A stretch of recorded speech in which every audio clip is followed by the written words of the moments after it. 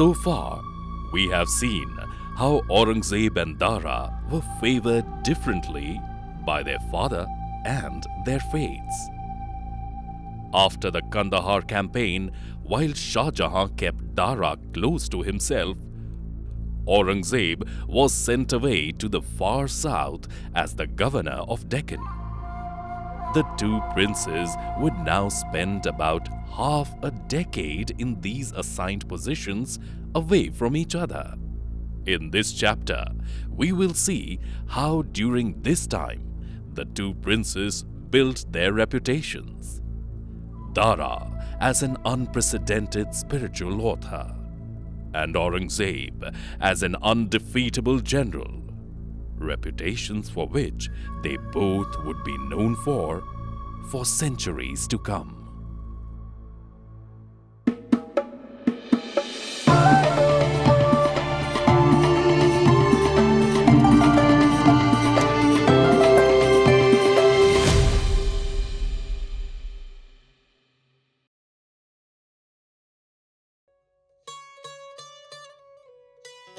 Aurangzeb and Dara Shikoh is an 8-part series. It is a crowdfunding project and hence we need your help to complete it. In 2024, apart from finishing this series, we aim to make a poetic one on ancient Tamil Sangam literature. We will also continue uncovering hidden histories from the post-Mauryan era, and we also plan to introduce a few more philosophies of India to the fore. You can be a part of these projects. Please visit glimpsesanimations.com by clicking the link in the video description and consider contributing to the endeavor of bringing ages-old Indian stories in modern animation format.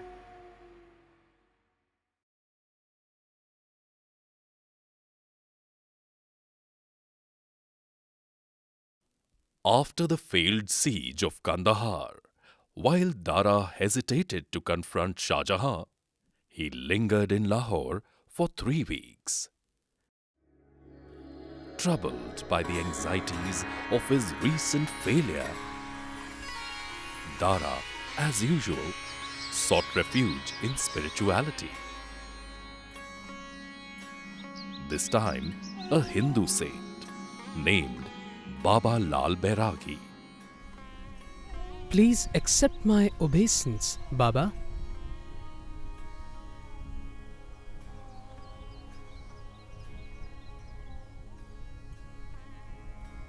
I hear that you follow the path of Kabir and are blessed with the knowledge of both the Sufi and Vedanta. Indeed, I follow and preach the love of Kabir, O Prince. But as for its knowledge, I can only claim what the Supreme Lord has revealed to me. I have some questions related to Hindu concepts that I think you can answer in detail. Ask away, O Prince.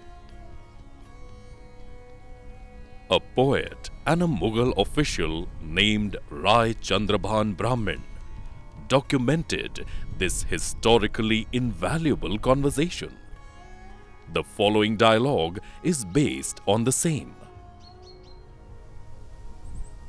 Why do Hindus worship idols? Staunch Muslims, like my brother Aurangzeb, disdain idol worshippers. He calls them kafirs. How can one explain to people like him the Hindu devotion to idol worshipping? A girl plays with her doll while she is young, but she gives it up once she is wise and grown up. Likewise, a beginner in his spiritual journey needs an image to see God in it. But once he realizes God's true nature, an idol is not required anymore. What is the difference between the creator and his creation? The same difference that is in an ocean and a jug of water. Both have the same water in them, but the difference is that the ocean has it limitlessly and the jug has only a little. Man, the creation of God, is in reality like the ocean, but it's the illusion created by his senses that makes him feel small and limited, like the jug of water. If a man abandons these false conceptions about himself, he will be set free. But Baba, what does it mean to be free? It is to realize that one's individual soul, Jivatma, is the same as the super soul, God, Param Atma. Once this truth is realized, one becomes free, and his soul merges with God. What is the difference between an individual soul and supreme soul, God? There is no difference, Dara.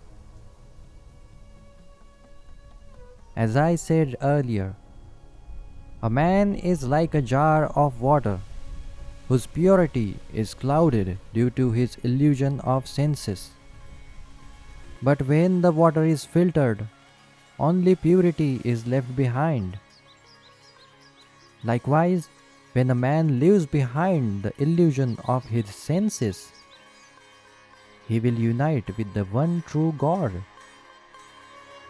One true God. This means there is no difference between the instructions of Islam and Hindus. It's just that two are spoken in different ways. Free will A itself. long discourse with a mystic would always make Dara forget his worries and immerse himself in the sea of ideas, questions, answers, and possibilities. Although Dara had always been curious about the mysticism and philosophies of other faiths, his interest in them intensified after this meeting. After returning to Delhi, Dara frequently invited European padres, Brahmins from Banaras, Jews, and Sufis to his court. And although many of them were happy to see the liberal crown prince take such interests, many others were disturbed by it. Oh, ho, ho, ho, ho, ho. That impious seed of heresy which Akbar nourished has now sprung and sprouted fresh in Dara's soul. In the Mughal court of the time, the orthodox Islamic priesthood held a powerful sway over the court. These ulemas and mullahs were not afraid to openly express their displeasure. All our hearts have sunk with dismay. Indeed, our community is not secure from corruption when he's the heir apparent. But Dara was no less, and he wasn't afraid to rebuke them.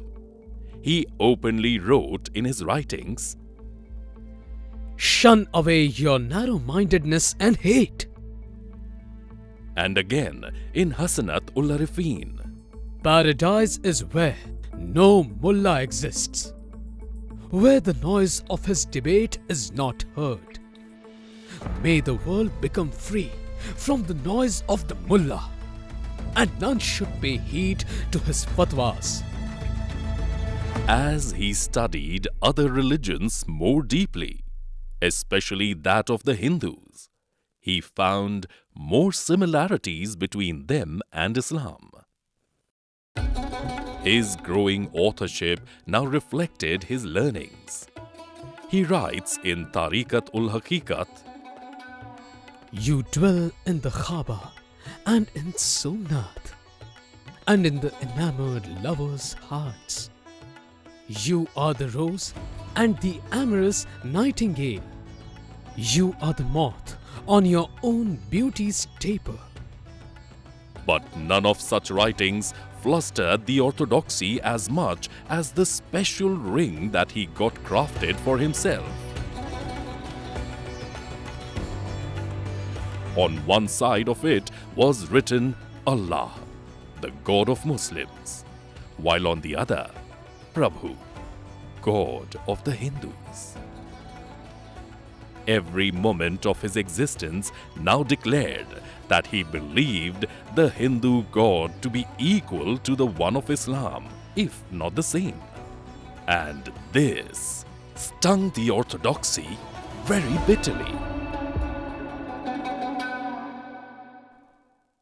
At around the same time, while serving his second viceroyalty in Deccan, Aurangzeb was on a contrary path. Aurangzeb's own record recalls one of his experiences. The village of Satara near Aurangabad was my hunting ground. Here, on top of a hill, stood a temple with an image of Khanderai. By God's grace, I demolished it and forbade the temple dancers to ply their shameful profession. While Aurangzeb was ruling the Deccan with a firm hand and expanding the Mughal influence there, Aurangzeb projected himself as a defender of Orthodox Islam. A few years earlier, while governing Gujarat, he also vandalized and looted a Jain temple, for which he even attracted the ire of his father. And this Aurangzeb, who looked down upon the non-Muslims and championed the Sharia, when he heard of Dara's heretical activities and his scornful words for the ulemas and mullahs, his anger surged even further. Dara has become a complete kafir. No, a mulhid, a shameful polytheist who has abandoned and shamed Islam. I must dare to say that your brother may prove dangerous to the advent of Islam. This way he will contaminate the one true religion of ours with the words of the idol worshippers. We see in you the savior of Islam, Shahzadeh. But Dara was not an enemy of Islam. His perception and understanding of the religion were different from his brothers. And just like Aurangzeb, Dara too thought that his brother's approach was injurious to Islam.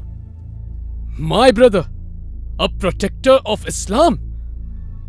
Do you think vandalizing temples and forcing Islam and its laws on others makes him a true Musliman? My younger brother is a mere namazi. Just like a mullah, he loves to offer prayers, but all that is hypocrisy on his part. The rift between Dara and Aurangzeb, caused by Shah Jahan's bias, widened during these years due to their ideological differences. But these differences were not only personal anymore. While Islamic orthodoxy favored Aurangzeb, the liberals found reverence in Dara Shikoh. Thus, these differences were now leading to the formation of factions among the courtiers, generals, and allies of the empire. In the next chapter, we will see how the bitter dissension between Aurangzeb and Dara fueled their quest to strengthen their political position for the inevitable conflict. In the next chapter, we shall see Aurangzeb trying to steal for himself a treasury and power for his future rebellion, and Dara Shikoh foiling his such attempts and in turn taking countermeasures to build a base of followers of his own. Who shall win this arms race? Who shall emerge more powerful? These questions shall be addressed in the next part of Aurangzeb and Dara Shikoh.